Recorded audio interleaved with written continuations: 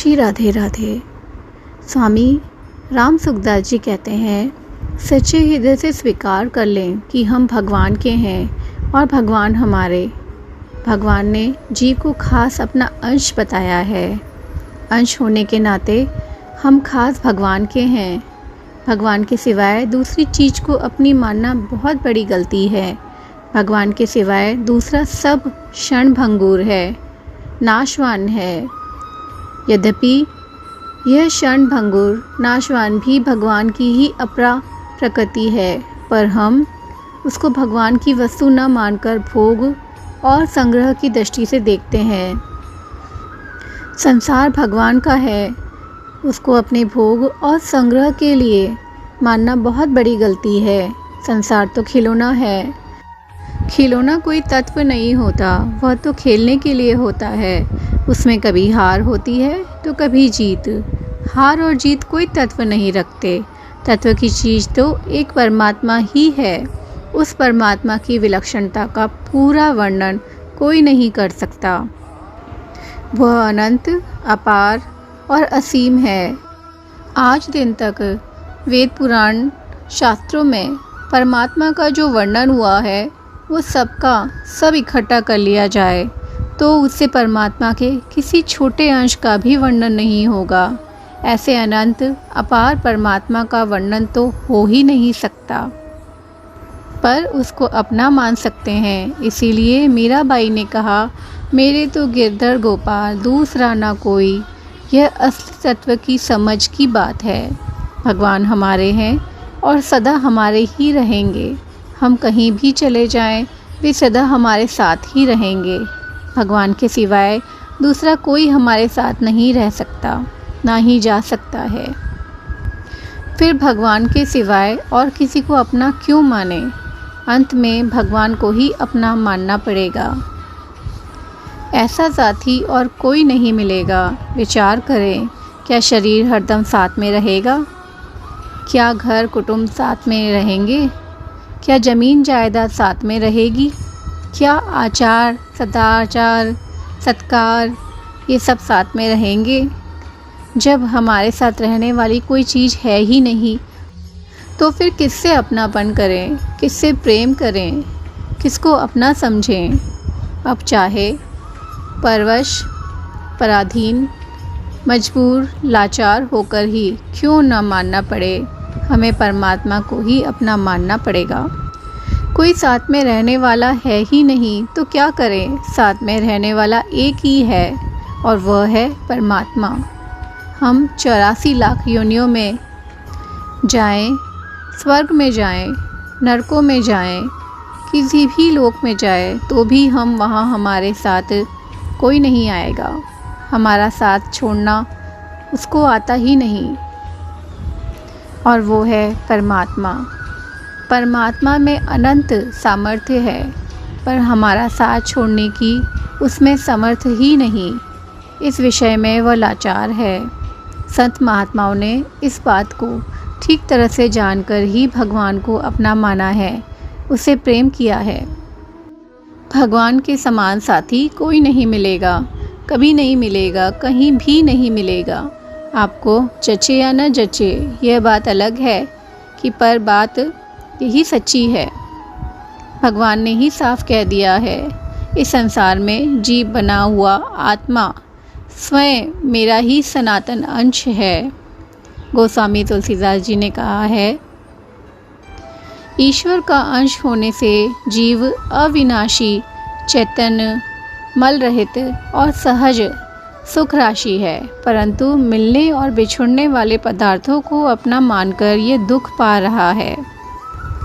यह कभी माता का वियोग में रोता है, कभी पिता का वियोग करता है, कभी स्त्री का वियोग करता है, कभी पुत्र का वियोग होता है, कभी मित्र का वियोग करता है।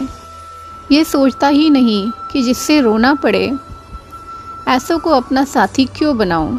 संसार के सभी संबंध सेवा करने के लिए हैं, अपना मानने के लिए नहीं। अगर उनको अपना मानोगे तो एक दिन रोना ही पड़ेगा। जिनको हम अपना प्रिय मानते हैं, वे एक दिन हमें रुलाएंगे। इसलिए हमें ऐसा साथी बनना चाहिए जिसके लिए कभी रोना ना पड़े, पीछे रोना पड़े, ऐसी भूल क्यों करें। कोई बालक या जवान मर जाता है तो बूढ़ी माताएं कहती हैं कि हमने ऐसा नहीं जाना था, ये हमारे को छोड़ जाएगा। नहीं जाना था तो अब जान लो, ये सभी जाने वाले हैं। अब ऐसा साथी बनाओ, ऐसा मित्र बनाओ जो आपको कभी छोड़ के ना जाए, और वो सिर्फ और सिर्फ केवल और केवल सिर्फ भगवान है। भगवान कभी बदलते नहीं, कभी बूढ़े नहीं होते, कभी उनके बाल सफ़ेद नहीं होते और वो कभी मरते नहीं। उनका बनाया हुआ संसार तो सेवा करने के लिए है। सेवा करने की सामग्री को भोग सामग्री समझ लेना बहुत बड़ी गलती है। जिस वस्तु का संयोग और वियोग होता है वह वस्तु अपनी और अपने लिए होती ही नहीं। उसको केवल सेवा के लिए मानो। आज मानो तो आज निहाल हो जाओगे। जैसे मनुष्य दान पुण्य के लिए पैसे निकालता है तो उसके भीतर ये भाव रहता है कि यह पैसा अपने लिए नहीं है, देने के लिए है। ऐसे ही संसार की सब वस्तुओं के लिए मान लो कि अपने लिए नहीं है, सेवा के लिए है। उनसे अपना निर्वाह तो करो, पर उनको अपना साथी मत बनाओ। आप प्रत्यक्ष देखते हैं कि किसी का शरीर सदा नहीं रहता। आपके सामने वस्तु नष्ट हो जाती है और आप रोते रहते हैं। इसलिए इतना विचार तो होना ही चाहिए कि जिससे बिछुड़ कर रोना पड़े उसको अपना ना माने। आपके पास शरीर, इंद्रियां, मन, बुद्धि आदि तो कुछ है, वह सब का सब दूसरों की सेवा के लिए ही है, अपने लिए नहीं है।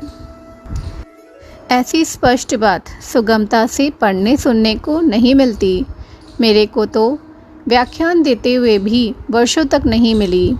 स्थूल शरीर से होने वाली क्रिया, स्थूल शरीर से होने वाला चिंतन और कारण शरीर से होने वाली समाधि दूसरों के लिए ही होती है, अपने लिए नहीं।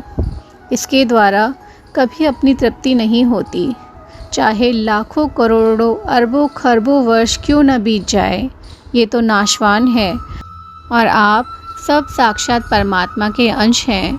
84 लाख योनियाँ भुगतते हुए सब शरीर छूट गए तो क्या ये नहीं छूटेगा?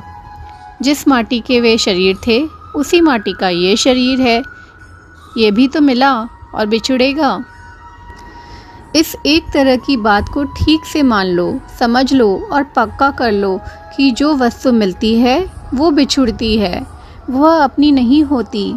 जैसे कि बालीपन आपके साथ था, वह बिछुड़ गया। आपकी जवानी भी बिछुड़ जाएगी, वृद्धावस्था भी बिछुड़ जाएगी। ये सब बिछुड़ने वाली चीज़ें हैं। विचार करें, क्या ये शरीर बिछुड़ने वाला नहीं है? क्या धन संपत्ति बिछुड़ने वाली नहीं है? क्या घर, ज़मीन, रुपये, कुटुंब आदि बिछुड़ने वाले नहीं हैं? क्या ये आपसे अलग नहीं होंगे? क्या आप इनसे अलग नहीं होंगे? अभी आपके जितने साथी हैं, क्या ये सदा आपके साथ रहेंगे? जो आपसे अलग होने वाले हैं उनकी सेवा करो, उनको सुख आराम पहुंचाओ, उनसे अच्छा बर्ताव करो। सदा साथ रहने वाले एक भगवान ही हैं। उनको आप चाहे सगुण मानो, चाहे निर्गुण मानो, चाहे जो मानो वैसा मानो, ऐसा मानो, वे सदा आपके साथ ही रहने वाले हैं। उनके सिवाय और कोई नहीं रहने वाला। उनके सिवा सब कुछ बिछड़ने वाले हैं। अच्छे अच्छे संत महात्माओं का भी शरीर नहीं रहा, फिर आपका शरीर कैसे रह जाएगा? आज दिन तक ऐसी ही रीत चली आ रही है। हम भगवान के हैं, भगवान हमारे हैं, हम और किसी के नहीं, और कोई हमारा नहीं। इस बात को आज मान लो तो आज ही सुखी हो जाओगे। सेवा करने के लिए हम सब अपने हैं, सब भगवान के प्यारे हैं, इसीलिए सबकी सेवा करो।